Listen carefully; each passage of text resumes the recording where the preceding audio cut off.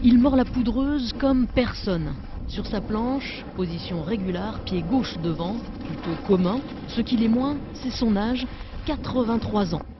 2 décennies de surf et toujours sage, il sait se méfier du tire-fesse, un piège pour les snowboarders.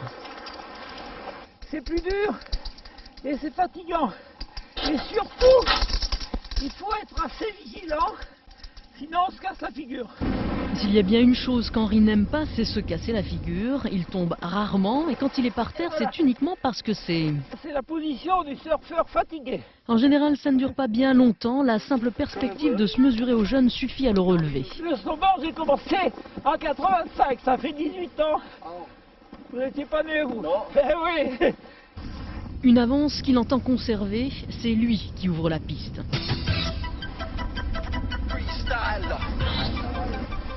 La descente est fluide, ça n'a pas toujours été le cas. Sa première fois a été douloureuse, comme pour tout débutant. Celle-là, j'ai mis l'après-midi.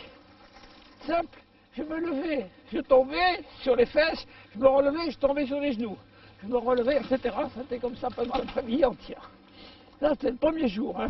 Une leçon d'abnégation à laquelle son fiston n'est pas étranger. Plusieurs fois champion de France de snowboard, c'est lui qui a converti son casse-cou de père. Ah, joli ça, dis donc. J'en ai fait des comme ça aussi. Aujourd'hui, c'est le fils qui surveille le père. Il y a des fois où il a la patate et il va vraiment vite. Et quand on va vite, si on s'en met une, ça peut faire des dégâts. Ouais. Vous le calmez un peu? Non, je peux pas. On fait pas partie d'une famille qu'on peut calmer comme ça, quoi. Henri a promis de se calmer le jour où il prendra sa retraite. J'ai plus la souplesse nécessaire.